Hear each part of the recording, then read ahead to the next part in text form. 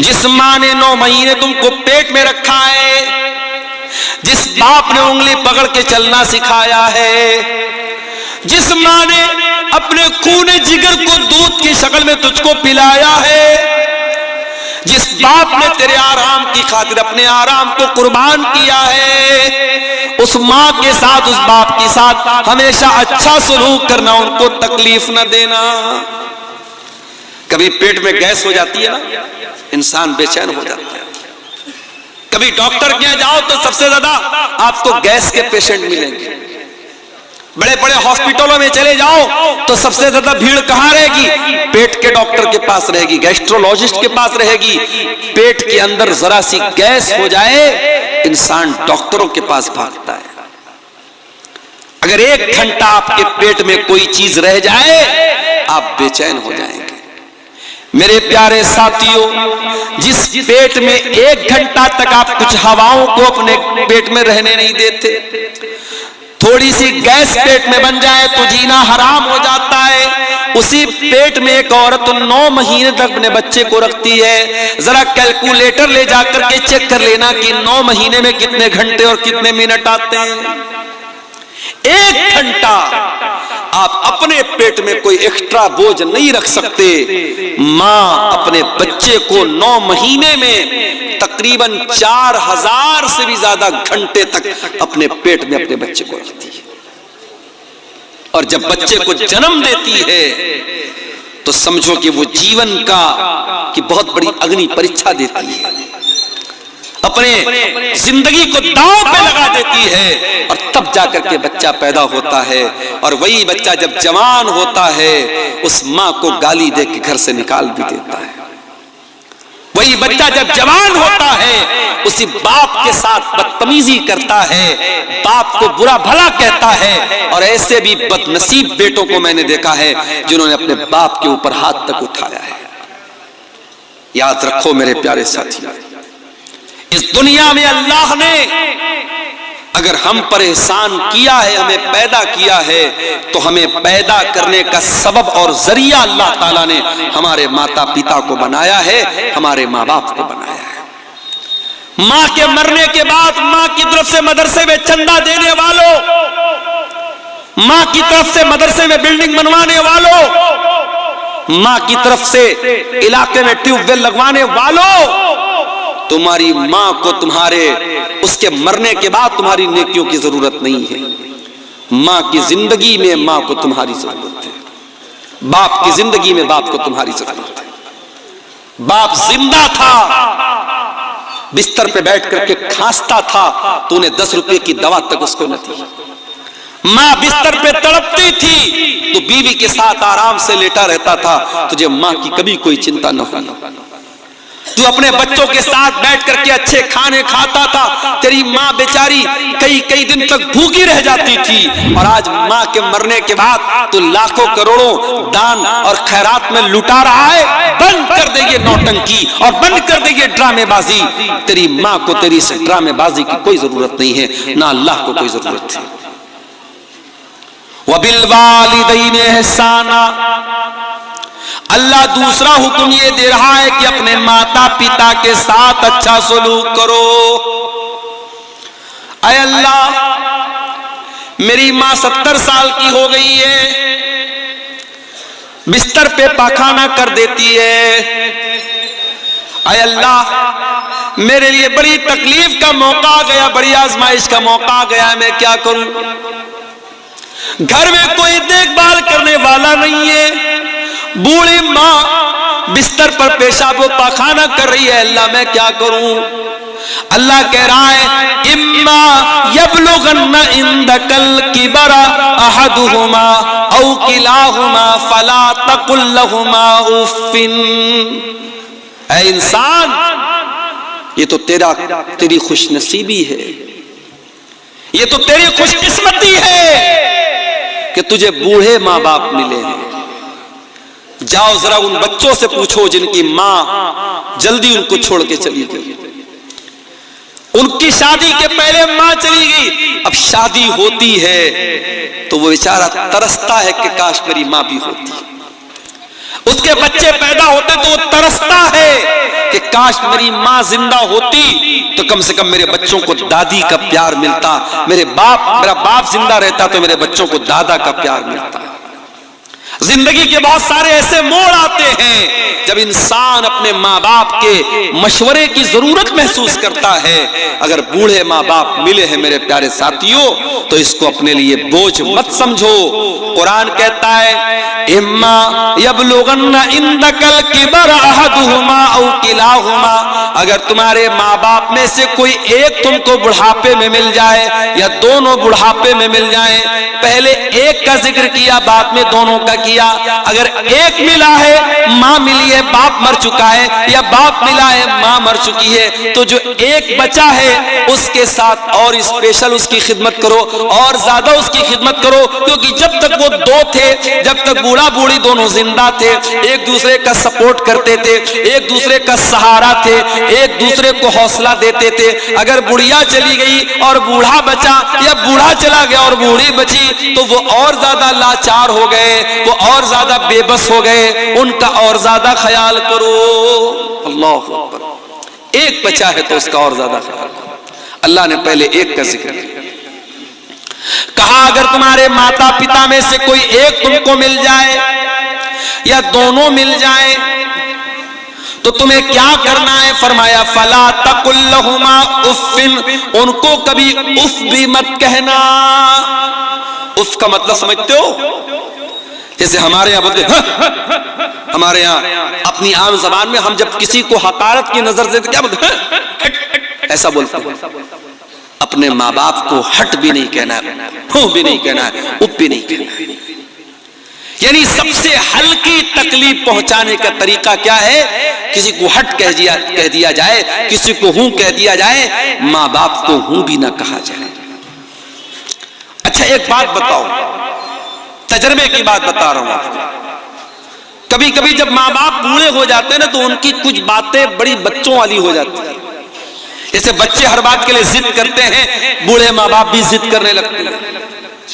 अब मान लीजिए कि आपकी बीवी ने रोटी बनाई है और उसकी बूढ़ी सास ने कहा कि मैं रोटी नहीं खाऊंगी, चावल क्यों नहीं बनाया, मुझे चावल चाहिए, मुझे चावल चाहिए। तो आपको लगता है यार मेरी बूढ़ी माँ क्यों जिद कर रही है, रोटी क्यों नहीं खा रही। अगर बूढ़ी माँ ने कह दिया कि चावल चाहिए तो ये समझ करके चावल बना दो कि मेरी बूढ़ी माँ की जिद है। क्योंकि एक वक्त था जब तू 3 साल का था और जब तू जिद करता था अपनी माँ से, अपने बाप से, तो तेरे माँ बाप हर हाल में तेरी जिद पूरी करते थे। मेरे प्यारे साथियों, अपने बच्चों से इस कदर मोहब्बत करते हैं कि बच्चों की जरा सी तकलीफ हम बर्दाश्त नहीं कर सकते। तो जब वही हमारे माँ बाप जब बूढ़े हो गए तो हम अपना बचपन याद करें कि जब हम छोटे थे हमारे माँ बाप ने हम पर मोहब्बत लुटाई थी। आज वो बूढ़े हो गए हैं और अल्लाह ताला कुरान में कहता है जिसको हम उम्र दराज बना देते हैं, बूढ़ा बना देते हैं, वमन नुअम्मिरहु नुनक्किसु फिल खल्क, उसे उल्टा कर देते हैं। बचपन की जिद और बचपन की शरारत और बचपन का लड़कपन बुढ़ापे में लौट जाता है। तो बूढ़े माँ बाप की बहुत सारी जिद को नजरअंदाज कर दिया करो मेरे भाई। अभी एक दिन मेरी 2 साल की बच्ची है, मेरी घर पे खेल रही थी, खेलते खेलते सीढ़ी के पास पहुंची, गिरने लगी। मेरी बीवी की नजर पड़ी, बीवी ने हाथ पकड़ा उसका, अब हाथ को जोर से पकड़ के खींचा ताकि बच्ची गिर ना पाए, और वो हाथ जोर से खींचने में बेटी का मेरे जो हाथ वो उतर गया। बच्चों का हाथ कमजोर होता है, हाथ उसका उखड़ गया। अब बच्ची बहुत तेज चिल्लाने लगी, उसको किसी पल करार नहीं। मैं मदरसा गया हुआ था, अब बीवी बेचारी रो रही है, बच्चे अलग परेशान।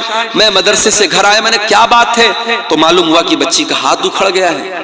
फौरन हमारे इलाके के हड्डी के डॉक्टर थे, उनके पास लेके गया, और डॉक्टरों के पास तो तजर्बा होता है। वो फौरन उन्होंने देख करके वो समझ गए कि क्या मामला है। उन्होंने फौरन उसको बच्ची का हाथ पकड़ के कैसे उसको घुमाया, बिल्कुल ठीक हो गया उसका हाथ। तो ये उतनी देर के लिए समझिए कि बच्ची रो रही है, बच्ची तड़प रही है, और हम और बच्ची की जो माँ है, हम दोनों लोगों के लिए एक एक मिनट, एक एक पल बड़ा भारी गुजर रहा था। और जैसे ही बच्ची खेलने लगी, मुस्कुराने लगी, ऐसा लगा कि हमारा दिल बाग बाग हो गया। मेरे प्यारे साथियों, ये बचपन का दौर होता है। फिर जब हम बड़े होते हैं और हमारे माँ बाप जब बूढ़े होते हैं और वो किसी बात के लिए अगर जिद करते हैं या उनको कोई तकलीफ पहुंचती है या वो दवा टाइम से नहीं खाते हैं तो हम उनको डांटने लगते हैं कि क्यों आप दवा नहीं खाते हैं, आप कोई बात नहीं मानते। मेरे भाइयों, हम अपने बचपन को याद करें, हमारी बहुत सारी नादानियों को हमारे माँ बाप माफ कर देते थे। आज बूढ़े हो गए हैं, आज उनसे बहुत सारी गलतियां हो सकती हैं, चिड़चिड़ापन आ सकता है, जिद हो सकती है। उनकी जिद को नजरअंदाज कर देना। कुरान कहता वकुल लहुमा कौलन करीमा, अपने माँ बाप से तू अदब से बात करना, सम्मान से बात करना, रिस्पेक्ट के साथ बात करना। जो बूढ़े माँ बाप तुझे मिल जाए तो उनसे बड़े अदब के साथ बात करना। वक़्फ़िज़ लहुमा जनाहज़्ज़ुल्लि मिनर रहमा वक़ुर रब्बिरहमहुमा कमा रब्बयानी सगीरा। और ऐ इंसान, तू जितना बड़ा बन जाए, इलाके का एमएलए बन जाए, एमपी बन जाए, करोड़पति बन जाए, अरबपति बन जाए, जब अपनी माँ के पास बैठा कर, जब अपने बाप के पास बैठा कर, तो अपने आप को डाउन टू अर्थ कर लिया कर, अपने आप को झुका लिया कर, अपने आप को नरम कर लिया कर। अपने आप को कभी अपनी माँ से ऊंचा बनने की कोशिश न करना, अपने बाप से ऊंचा बनने की कोशिश न करना। जितने बड़े भी हो, बाप के लिए तुम बेटे हो, माँ के लिए तुम बेटे हो। अपने माँ बाप के लिए अपने आप को झुका करके रखना, अपने आप को बिछा करके रखना। और अल्लाह ने एक दुआ सिखाई, मेरे भाइयों, इस दुआ को याद कर लो। जब दुआ के लिए हाथ उठाया करो, अपने माँ बाप के लिए ये दुआ जरूर किया करो। रब्बिरहमहुमा कमा रब्बयानी सगीरा, ऐ परवरदिगार मेरे माँ बाप पर रहम फरमा, जिस तरीके से उन्होंने बचपन में मुझको पाला है। यानी हमारी ये औकात नहीं है, हमारी ये हैसियत नहीं है, हमारे बस की ये बात नहीं है कि हम अपने माँ बाप का बदला उतार सकें, उनके एहसानात को उतार सकें। हम अल्लाह के हवाले कर रहे हैं कि ऐ अल्लाह, तू हमारे माँ बाप का एहसान तू उतार देना, तू उन पर रहम कर देना। हजरत उमर ने एक आदमी को देखा था, अपनी माँ को अपने कंधे पर बिठा के खाने काबा का तवाफ करा रहा था।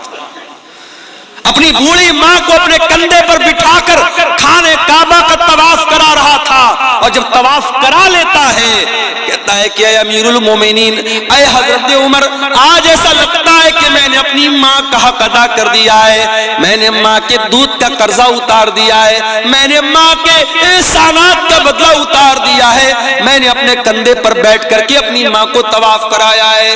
हजरत उमर ने कहा, अरे तू माँ का एहसान उतारने की बात करता है, अभी तो तेरी माँ ने तुझको जन्म देते वक्त जो तेरी माँ के मुंह से जो तकलीफ की आवाज आई थी, जो दर्द की आवाज आई थी, अभी तो तूने उस दर्द की आवाज का भी हक अदा नहीं किया है। माँ ने जन्म देते वक्त जो तकलीफ उठाई थी, अभी तो तूने उस आवाज का भी हक अदा नहीं किया है। अपने माँ बाप का कर्जा हम कभी नहीं उतार सकते मेरे भाई।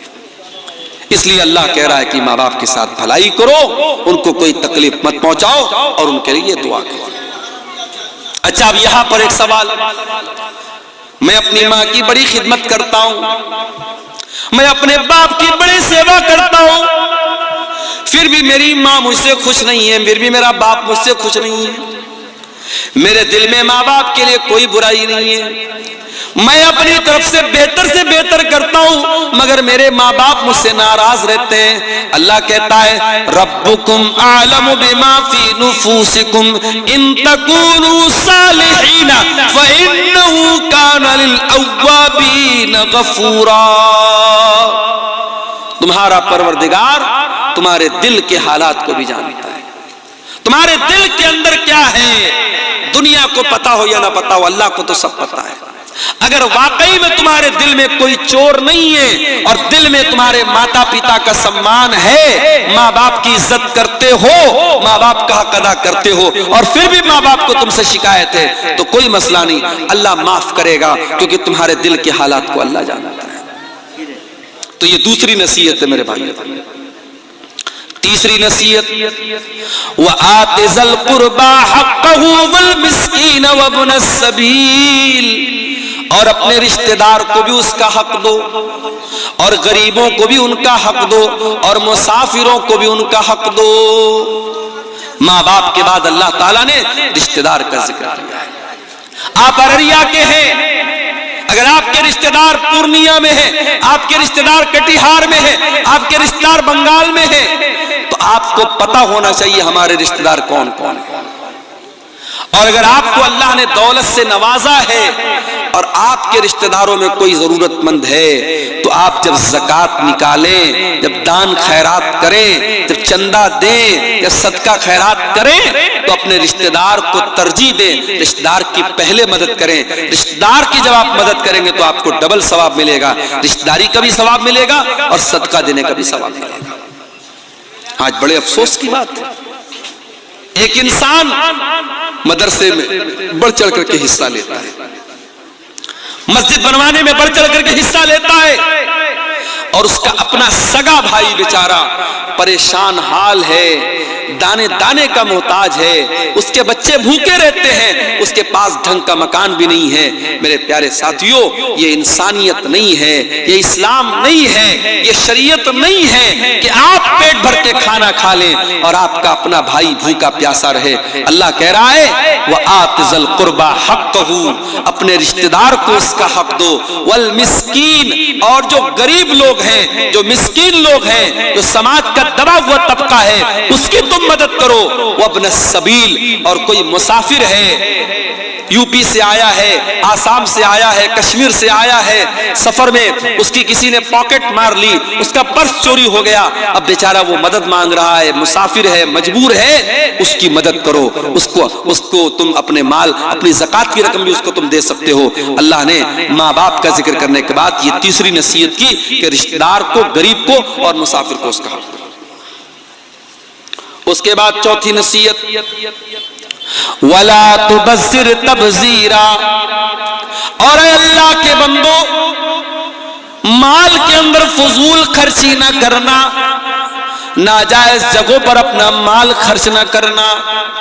इन्नल मुबज़्ज़िरीना कानू इख़वान अश-शयातीन, बेशक फजूल खर्ची करने वाले, शराब पर पैसा लुटाने वाले, ज़िना पर पैसा लुटाने वाले, लड़कियों के नंबर पर रिचार्ज करवाने वाले, नाजायज रिश्ता बनाने के लिए अय्याशी करने वाले और हराम जगहों पर पैसा खर्च करने वाले, इन्नल मुबज़्ज़िरीना कानू इख़वान अश-शयातीन, वो शैतान के भाई हैं। पैसा हमारा नहीं, कोई ये ना कहे पैसा मेरा है, नहीं, हमारी क्या औकात है मेरे भाई, पैसा अल्लाह का है, अल्लाह ने हमको दिया है, अल्लाह ने हमको दिया है, अल्लाह चाहता तो हमें ना देता। और ये भी याद रखो, दुनिया में दौलत इंसान के टैलेंट से नहीं मिलती, इंसान के इल्म से नहीं मिलती। बड़े बड़े आलिम हैं, बड़े पढ़े लिखे लोग हैं, बड़े बड़े डिग्री वाले लोग हैं, वो तरस रहे हैं, बड़ी मुश्किल से अपना घर चला रहे हैं, और जाहिल और अंगूठा छाप लोग करोड़ों कमा रहे इसी दुनिया में, इसी इलाके में। आप देख लीजिए, पटना के अंदर मैंने देखा ऐसे ऐसे लोग ओला बाइक चला रहे हैं जो इंजीनियरिंग पढ़े हुए हैं और बड़ी आला तालीम हासिल किए हुए हैं, और क्या कर रहे हैं, वो बाइक चला रहे हैं किराए पर मुसाफिरों को बिठा बिठा के, यानी जो काम ऑटो का होता है, रिक्शा का होता है, वो बाइक का वहां काम हो रहा है, ओला बाइक चला रहे हैं। तो पढ़ाई लिखाई से पैसा नहीं का ताल्लुक नहीं है मेरे भाई। ठीक है, आप पढ़ लिख लेंगे, अल्लाह करे आपको अच्छी नौकरी मिल जाए, अच्छा मकाम मिल जाए, मगर जरूरी नहीं है कि आपके इल्म के एतबार से आपको पैसा मिले। तो अगर अल्लाह ने आपको पैसे वाला बनाया है तो ये मत कहिए कि पैसा मेरा है, पैसा अल्लाह का है। और जब पैसा अल्लाह ने आपको दिया है तो ये पैसा कहाँ खर्च करना है और ये पैसा कहाँ से आया है, दोनों का हिसाब अल्लाह को देना पड़ेगा। अल्लाह के प्यारे नबी फरमाते हैं, ला तज़ूलु क़दमा इब्न आदम मिन इंदि रब्बिही यौमल क़ियामा, क़यामत के दिन इंसान अपनी जगह से हिल नहीं पाएगा जब तक 5 सवालों का जवाब न दे दे। और उन 5 सवालों में एक सवाल ये भी होगा, व अन मालिही मिन ऐन इक्तसबहु व फ़ीमा अनफ़क़हु, तूने माल कहां से कमाया और कहां खर्च किया। हराम जगहों पर पैसा खर्च करने वाले शैतान के भाई हैं। अपने जायज काम पर अगर आप जरूरत से ज्यादा पैसा खर्च करते हैं, जैसे राहुल गांधी का जूता अभी आजकल बड़ा चर्चा में चल रहा है। राहुल गांधी ने, पता नहीं, मैंने वीडियो देखा नहीं है, ये बयान किया जा रहा है, कहने वाले बोल रहे हैं कि राहुल गांधी ने किसी को जूता मार दिया तो बेचारा आईसीयू में चला गया। तो इंटरनेट पर मैंने चेक किया तो पता लगा वो 4 लाख का जूता है।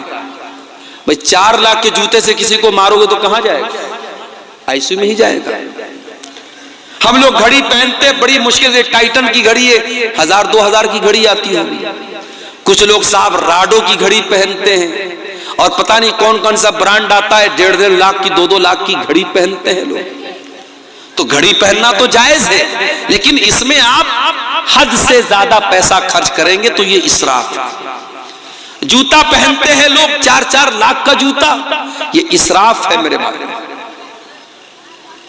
किसी बहुत बड़ी बॉलीवुड की हीरोइन की शादी थी, बनारस से उन्होंने अपनी शादी का लहंगा सिलवाया था। बनारस तो जानते हैं आप, साड़ी का गढ़ है और कपड़े का गढ़ है।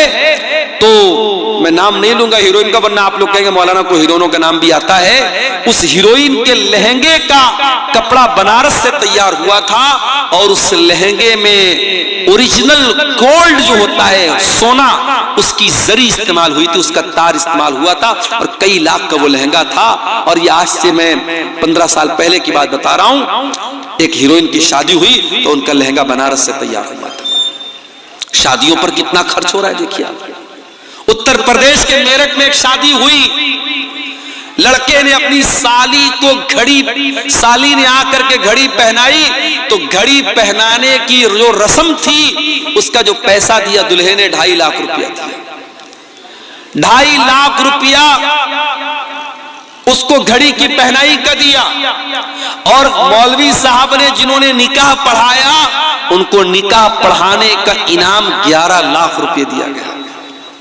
और दूल्हे साहब को ससुराल से जो पैसा मिला इनाम के तौर पे, जहेज के तौर पे, 2.5 करोड़ रुपया कैश मिला। ये न्यूज बाकायदा आई थी। उत्तर प्रदेश के सिद्धार्थनगर में शादी हुई, मुसलमान की बात बता रहा हूं, किसी गैर मुस्लिम की बात नहीं बता रहा हूं। मुसलमान की शादी हुई, वो बारातियों पर नोट लुटा रहा था।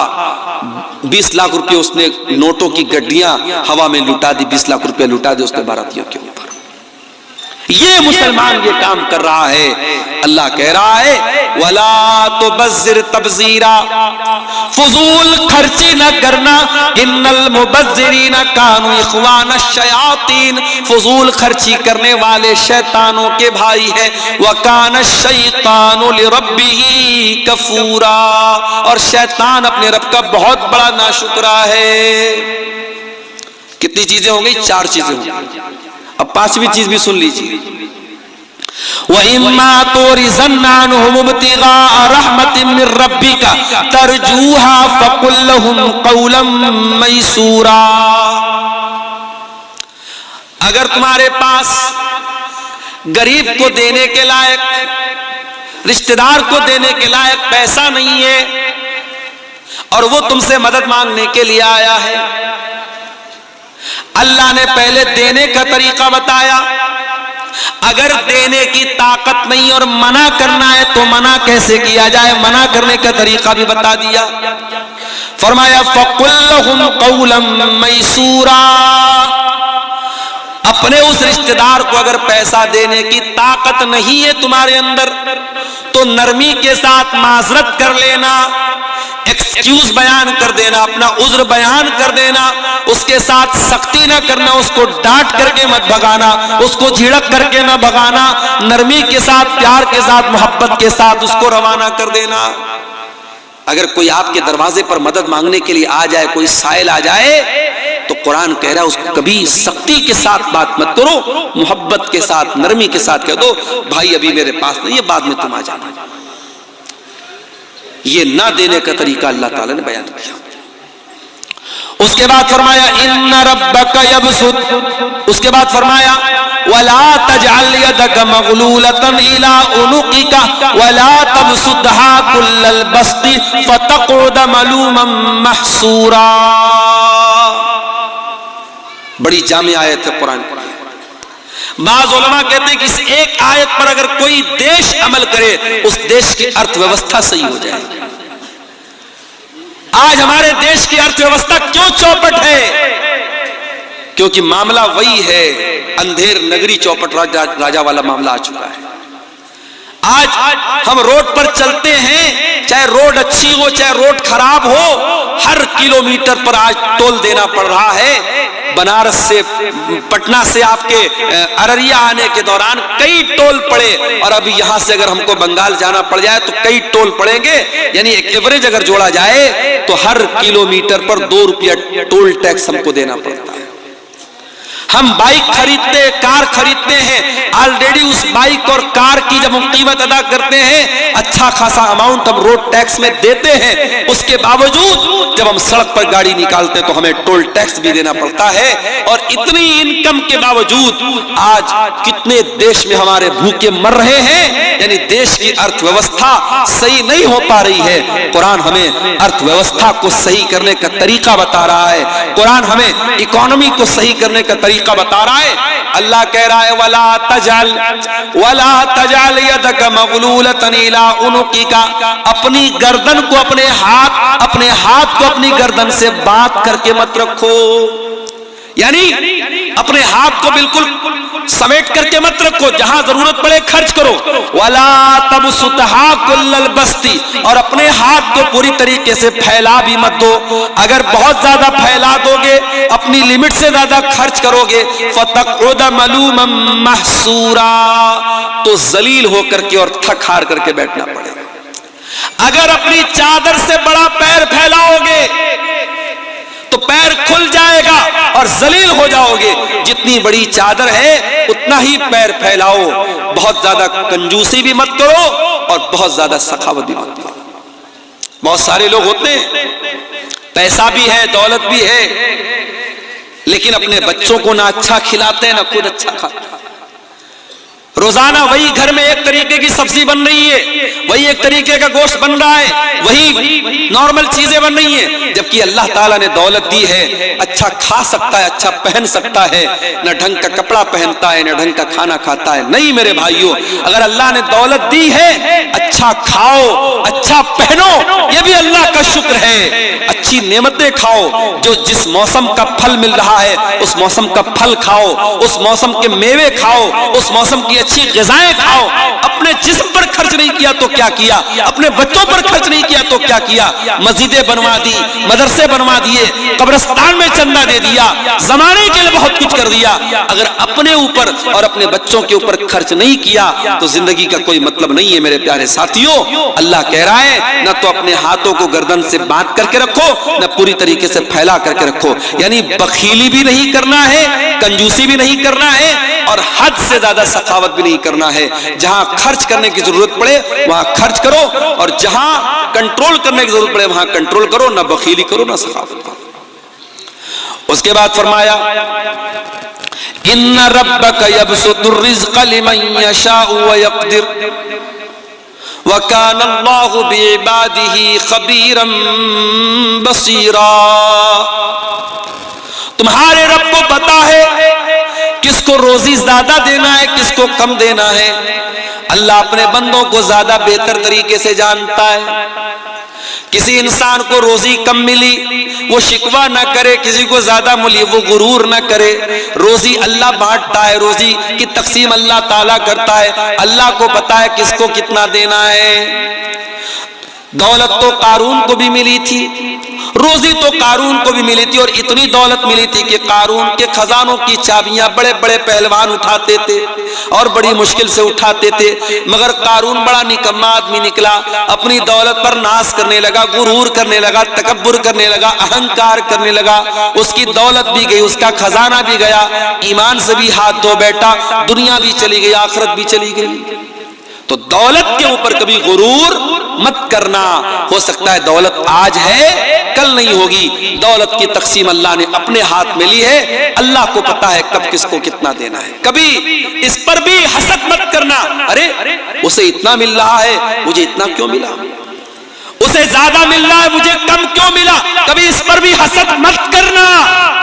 अपने अपने आप को बेहतर बनाने की कोशिश करो, अच्छा से अच्छा काम करो, मगर दूसरे की रोजी रोटी देख करके हसद मत करो, क्योंकि रोजी देने वाला अल्लाह है। अगर हसद करते हो इसका मतलब कि तुम्हें अल्लाह के फैसले पर, अल्लाह का फैसला तुम्हें मंजूर नहीं है, तुम अल्लाह के फैसले पर एतराज करते हो।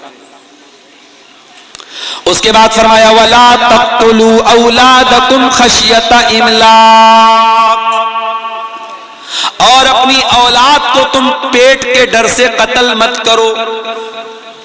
इस डर से अपनी औलाद को कत्ल न करो कि कल वो मेरे साथ खाएगी कैसे। औलाद पैदा तो तुम करते हो मगर खिलाने वाले तुम नहीं हो। हमारे एक दोस्त है बंबई के अंदर, शेख सरफराज फैजी, उनकी 2 बीवियां हैं, 2 शादी की उन्होंने। हमारे यहाँ तो एक शादी के बाद अगर कोई दूसरी शादी का नाम भी ले ले तो पाप हो जाता है, गुनाह हो जाता है। साउथ में एक जगह एक मौलाना साहब ने दूसरी शादी पर तकरीर कर दी, मस्जिद में औरतें भी आई हुई थी। औरतों ने तकरीर के बीच में से कहा कि इस मौलाना को पहले भगाओ यहां से, वरना हम इसकी तकरीर नहीं होने देंगे। मौलाना साहब को बीच में से हटा दिया गया। क्यों? क्योंकि मौलाना ने दूसरी शादी के सपोर्ट में तकरीर कर दी। साउथ इंडिया के अंदर एक इलाके में ऐसा मामला, दूसरी शादी करना पाप बना दिया लोगों ने। जिना करने वाले जिना कर रहे हैं, एक्स्ट्रा मैरिटल अफेयर करने वाले एक्स्ट्रा मैरिटल अफेयर कर रहे हैं। शादीशुदा औरत किसी से नाजायज ताल्लुक बना रही है, शादीशुदा मर्द किसी से नाजायज ताल्लुक बना रहा है। समाज को उसकी चिंता नहीं है, समाज को इसकी चिंता है। अरे तो 2 शादी कर दी, बड़ा अय्याश आदमी है, बड़ा गड़बड़ आदमी है। समाज तो समाज उस इंसान की पहली बीवी की नजर में ये बहुत बड़ा पाप है। अगरचे वो आदमी पहली बीवी का सारा हक अदा करता हो, उसके हक में कोई कमी ना करता हो, फिर भी पहली बीवी इस बात के लिए बिल्कुल तैयार नहीं है कि शौहर दूसरी शादी करे। अभी मुंबई में हमारे एक साथी हैं, दोस्त हैं, उन्होंने 2 शादियां की।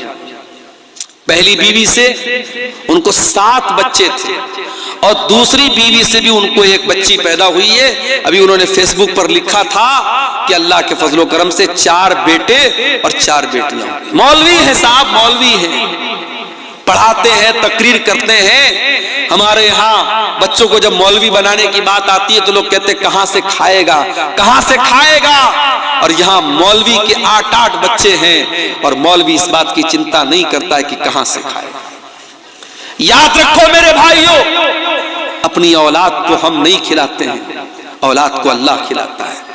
कभी पेट के डर से औलाद को कत्ल मत करना।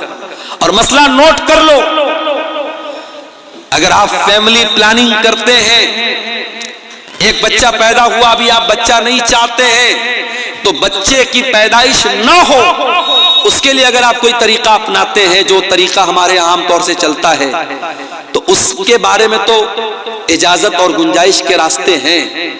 लेकिन अगर प्रेगनेंसी हो गई है और बच्चा मां के पेट में वजूद पा चुका है, अब उस बच्चे को अगर कोई खत्म कर देता है कि नहीं साहब मेरा ऑलरेडी 1 बच्चा है, 2 बच्चा है, तीसरा बच्चा मैं कहां से इसको पालूंगा, कैसे पढ़ाऊंगा, कैसे लिखाऊंगा, और उस बच्चे को अगर कोई मां के पेट में कत्ल कर देता है तो ये समझो वैसा ही गुनाह है जैसे बच्चे के पैदा होने के बाद उसका गला दबाते हैं। बच्चे के पैदा होने के बाद कोई उसको मार डाले, उतना ही बड़ा गुनाह है मां के पेट में एबॉर्शन कर देना और मां के पेट में बच्चे को खत्म कर देना। अल्लाह के नबी से पूछा गया सबसे बड़ा गुनाह क्या है? आपने फरमाया अंतजाल लिल्लाहि निद्दन व हुवा खलक़क, सबसे बड़ा गुनाह यह है कि तुम अल्लाह के बराबर किसी को ठहराओ। फिर पूछा गया अल्लाह के नबी उसके बाद सबसे बड़ा गुनाह क्या है? आपने फरमाया अन्तक़्तुल वलदक खशियता यतममाक, दूसरा बड़ा गुनाह यह है कि अपनी औलाद को कत्ल कर दो इस डर से कि तुम्हारे साथ खाएगी। फिर पूछा गया अल्लाह के नबी उसके बाद सबसे बड़ा गुनाह क्या है? आपने फरमाया अंतुज़ानिया हलीलता जारिक, अपने पड़ोसी की बीवी के साथ तुम ज़िना करो। औलाद को कत्ल करना दूसरा बड़ा गुनाह है। औलाद को कत्ल मत करो। और सुन लीजिए, आज 1400 साल पहले लड़की पैदा होती थी और लोग उसको मार डालते थे।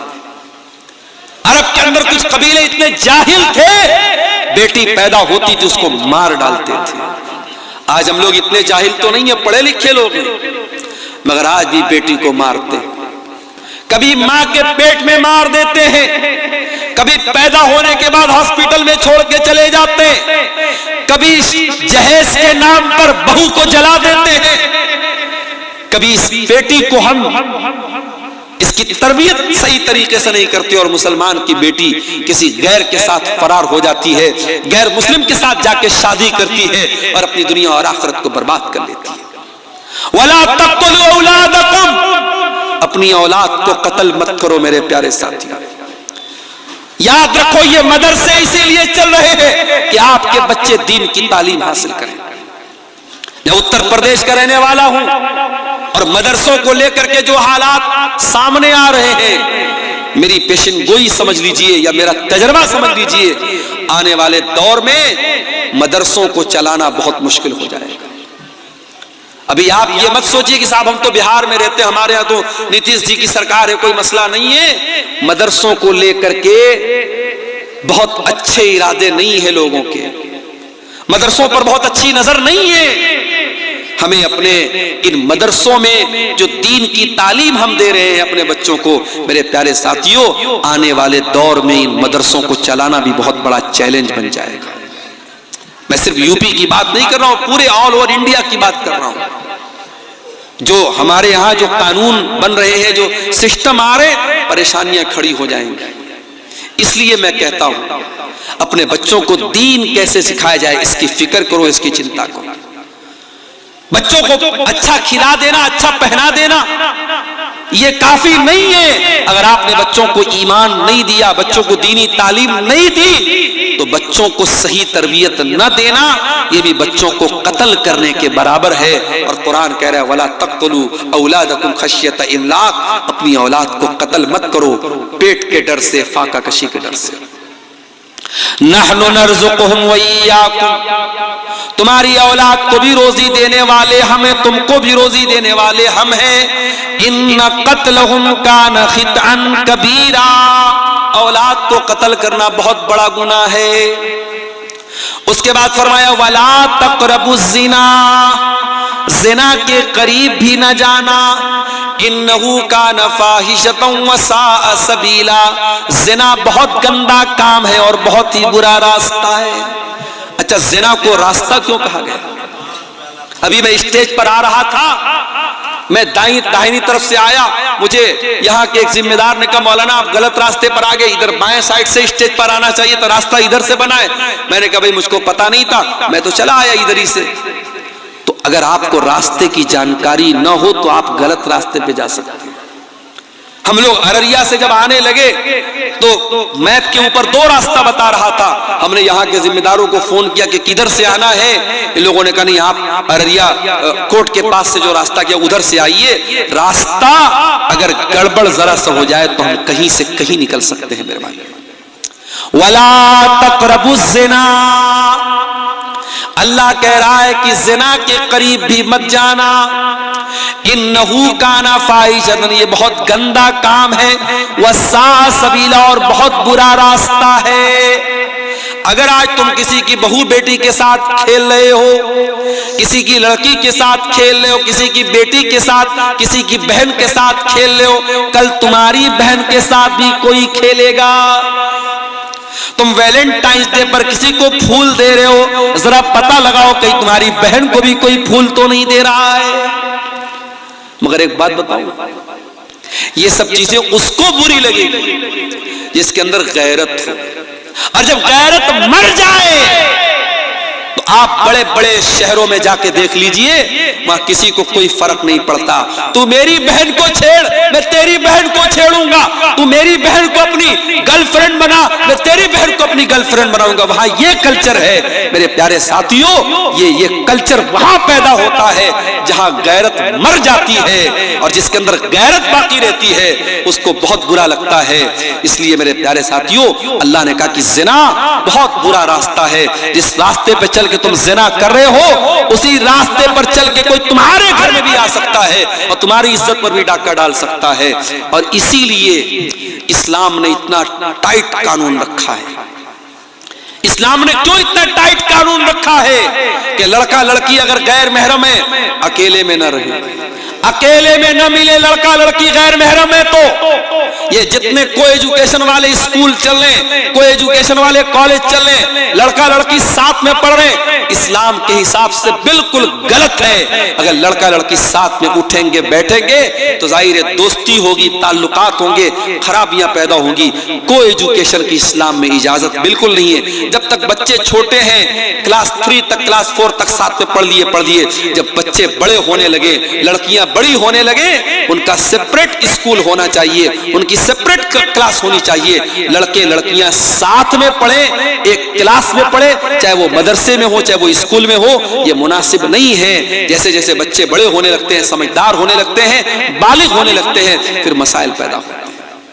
क्यों शरीयत ने कहा कि देवर भाभी के साथ हंसी मजाक ना करें, देवर भाभी के बीच में पर्दा होना चाहिए? क्यों कहा अल्लाह के नबी ने ला यखलुवन्ना रजुलुन बिइम्रातिन इल्ला वसालिसुहुमा शैतान? जब कोई मर्द किसी औरत के साथ अकेले में होता है तो तीसरा शैतान होता है। मेरे प्यारे साथियों, ये तालीमात और ये शिक्षाएं इस्लाम ने इसीलिए दी हैं ताकि ज़िना तक पहुंचाने वाले सारे रास्तों को बंद कर दिया जाए। वला तक़रबुज़ ज़िना, ज़िना के करीब भी मत जाना। उसके बाद फरमाया वला तक़्तुलुन नफ्सल्लती हर्रमल्लाहु इल्ला बिल हक़्क़ि, और किसी निर्दोष की हत्या मत करना, किसी बेकसूर को कत्ल मत करना। हाँ, जिसको कत्ल करने की अल्लाह ने इजाजत दी है, अल्लाह ने 3 लोगों को कत्ल करने की इजाजत दी। 3 लोगों को कत्ल किया जा सकता है इस्लामी हुकूमत के अंदर। नंबर 1 अस्सय्यबुज़्ज़ानी, शादीशुदा अगर कोई मर्द है या औरत है ज़िना कर लेता है और इस्लामी हुकूमत है, इस्लामी अदालत है और ज़िना साबित हो गया है, पत्थरों से मार मार के खत्म कर दिया जाएगा, कत्ल कर दिया जाएगा। नंबर 2, अगर कोई किसी को कत्ल कर दे तो कातिल को कत्ल के बदले में कत्ल कर दिया जाएगा, क़िसास ले लिया जाएगा। ये दूसरा कत्ल है जो इस्लाम में जायज़ है।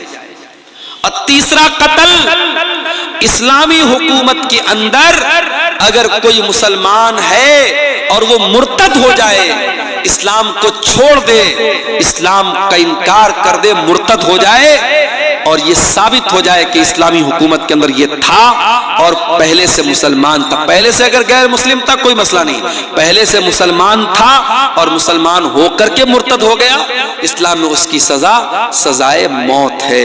ये 3 कत्ल इस्लाम में इजाजत है। इस्लाम में किसी निर्दोष की हत्या की इजाजत नहीं है। उसके बाद फरमाया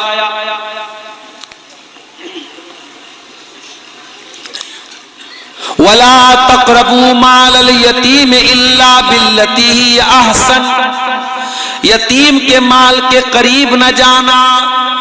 जो बच्चा यतीम है, जिसका बाप मर चुका है, अगर उसका माल तुमको मिल जाए तो उसका माल मत हड़प जाना, उसका माल मत खा जाना, उसके माल के करीब न जाना।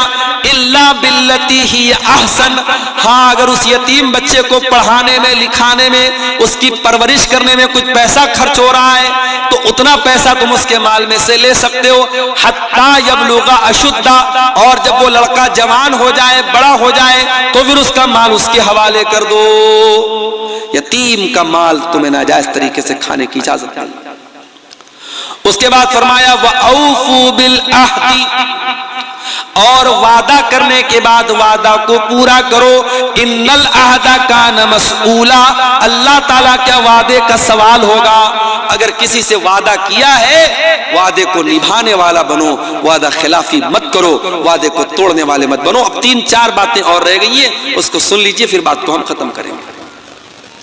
उसके बाद फरमाया वऔफू बिल कैल इज़ा किल्तुम, और जब किसी को सामान नाप करके दो तो पूरा पूरा नाप करके दो। वज़िनू बिल क़िस्तासिल मुस्तक़ीम, और जब सामान तौल करके दो तो तराजू को सही रखो, नाप और तौल को सही रखो। कारोबार में चोरी मत करो, बेईमानी मत करो, फ्रॉड मत करो, नाप और तौल बिल्कुल सही रखो। ज़ालिका खैरुन व अहसनु तअवीला, अल्लाह कह रहा है अंजाम इसी का अच्छा है। अगर सामान गड़बड़ तौलोगे कल अंजाम बुरा होगा, दुनिया में भी बुरा होगा, आखिरत में भी बुरा होगा। और सामान सही तौल करके दोगे, हो सकता है प्रॉफिट कम कमाओगे, हो सकता है मुनाफा कम कमाओगे, मगर अंजाम इसी का अच्छा होने वाला है। उसके बाद फरमाया वला तक़फ़ु मा लैसा लक बिही इल्म, और जिस चीज की तुमको नॉलेज ना हो उस चीज के पीछे मत पड़ो। ये भी बहुत बड़ा मसला है आज। जिस चीज के बारे में पता नहीं है उस पर भी लोग अपनी राय देते